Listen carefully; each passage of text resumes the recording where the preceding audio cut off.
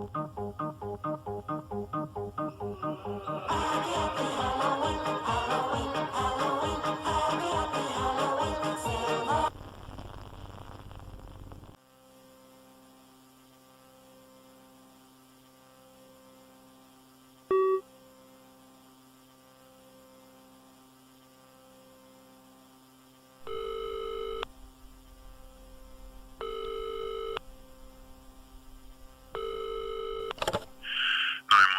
the emergency, please?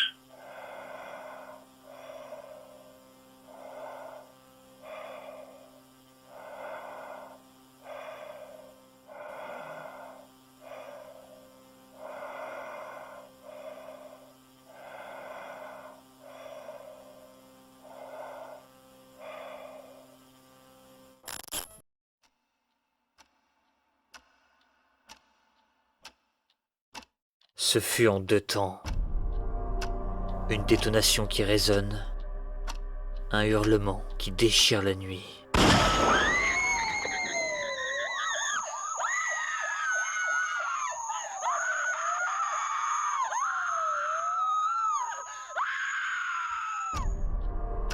Bouclant ainsi la boucle.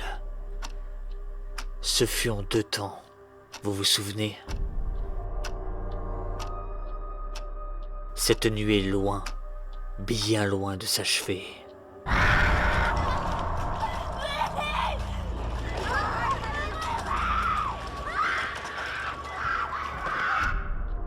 On assiste à une réminiscence.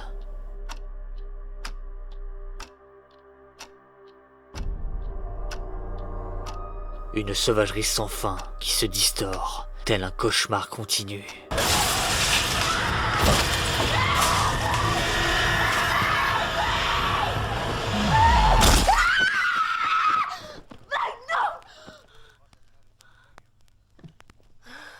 À partir de là, le métrage bascule. Il se transforme en une véritable hantise.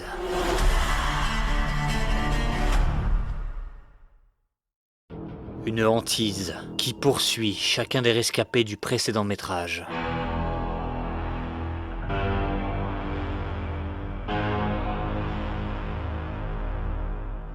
Le Shave Brackett et sa fille Annie apparaissent comme les plus stables, mais l'un redoute encore le squelette qu'il cache dans son placard, tandis que l'autre s'est coupé du monde extérieur.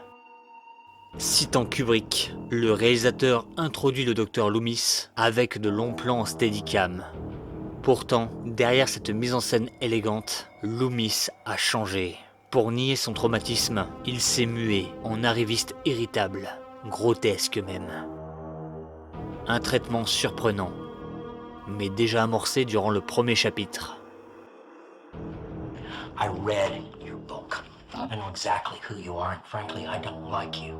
And I'll tell you something else.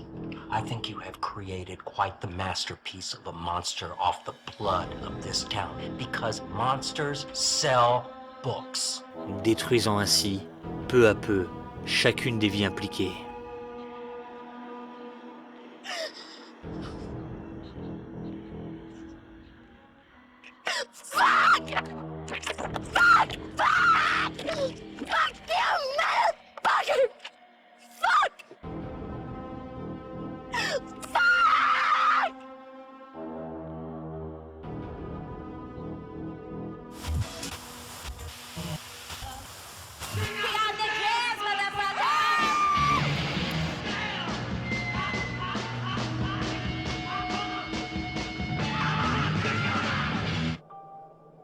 Malgré quelques rares moments de respiration, le récit entraîne la pauvre Laurie dans une spirale d'isolement et de délire, liée à une rage dormante, un lent poison, celui d'un héritage familial.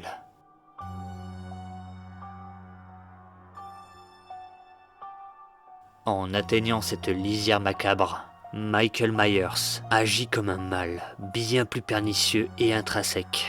Le Boogeyman cesse alors d'être un simple tueur de slasher.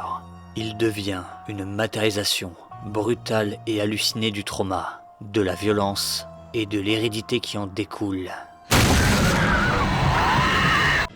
Cette perte de repère ronge la structure même de ce diptyque.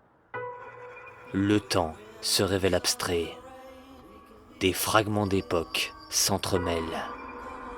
Comme si, dans cette proposition, chaque décennie n'était que la déclinaison d'une même horreur, gravée par le 16 mm granuleux de l'image.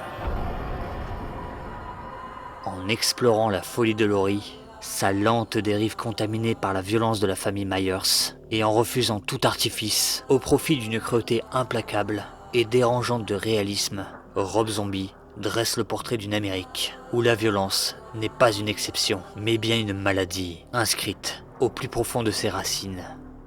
Bad taste is the petrol that drives the American dream.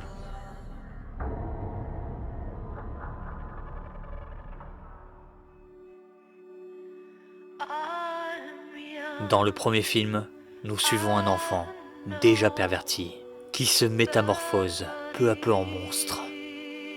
Produit d'une famille dysfonctionnelle, d'un milieu défavorisé, au sein d'une société malade. Dans le second, c'est la victime que cette même société abandonne. Il s'agit d'une fuite en avant, démente et désespérée, qui atteint son point de non-retour. La victime devient aussi folle et violente que son bourreau, répétant le même schéma destructeur. Le réalisateur parachève cela en dépassant finalement la simple citation. Il fusionne le destin de Laurie avec l'imaginaire même du cinéma d'horreur.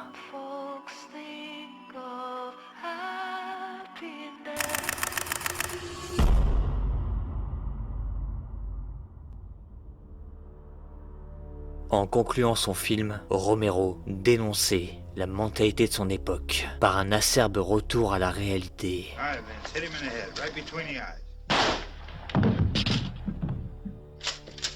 Good shot. Okay, he's dead. Let's go get him. That's another one for the fire. Zombie contraste certes par une vision plus intimiste et nihiliste. Mais dans les deux cas, la mort des survivants révèle une autre forme de brutalité. L'indifférence du pouvoir face aux individus vulnérables au cœur d'un pays gangréné.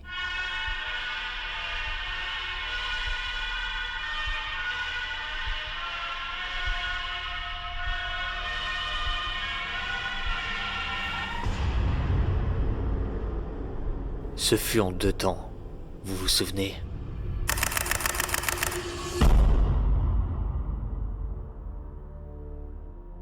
En revenant aux sources mêmes de la franchise, un constat terrifiant se généralise. Ce que nous observons n'est que la déclinaison d'une seule et même histoire. La première à avoir captivé l'opinion publique et bouleversé l'imaginaire médiatique de l'Amérique moderne. Ce qui en a découlé, dans notre cas, le slasher, s'illustre comme la répétition qui a refermé la licence sur elle-même.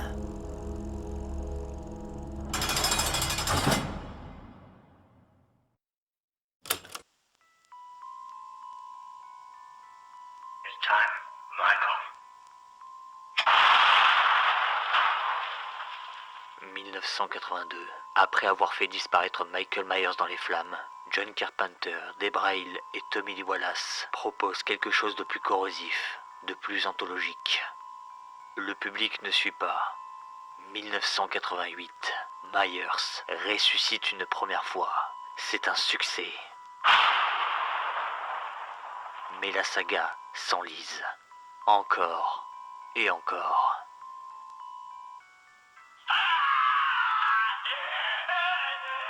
L'ultime hurlement du docteur Loomis résonne avec celui du spectateur, qui observe une alternative charcutée au montage. 20 ans après l'œuvre phare, on tente une nouvelle fois de conclure l'histoire de Myers. Laurie Strode fait son retour et se libère enfin de son traumatisme. Mais la tête de Michael est évidemment bien trop précieuse pour être tranchée, et la saga s'enlise, une fois de plus. Énième suite, possibilité de croisement de franchise, un projet de préquel assimilé par notre redémarrage. Et dernièrement, une continuité rétroactive où la confrontation Laurie-Michael s'étend une énième fois. Malgré ce désaveu constant de la saga, ses artisans, eux, semblent toujours conscients qu'il est nécessaire de proposer autre chose. Bah, vu la façon dont se terminait Halloween 4, je pensais que j'allais devenir le tueur. Je me disais ça aurait été amusant de revenir en tant que tueur ou comme l'acolyte de Michael. Ça aurait été effrayant, hein, mais amusant.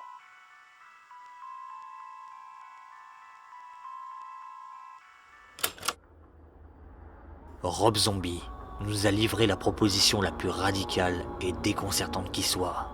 Hélas, comme pour ces personnages, l'ombre de Michael Myers nous rattrapera toujours.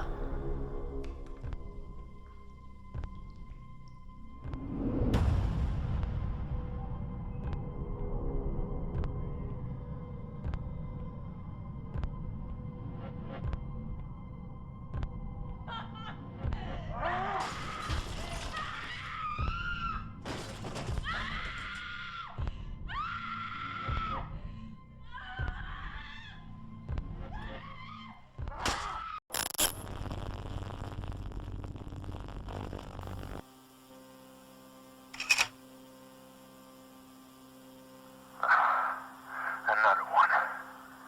God, I hate this town.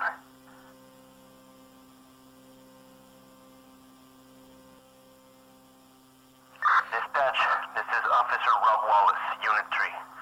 I've got another victim at 456.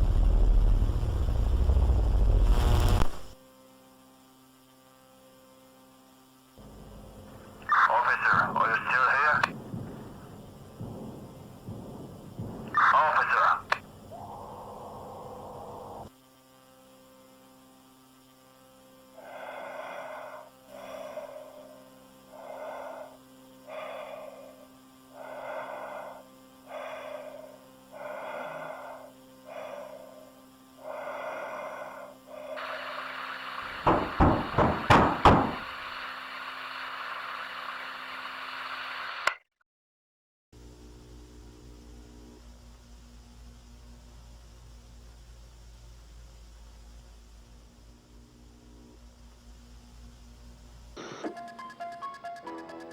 The Immortal Classic, followed by the big giveaway at 9. Brought to you by...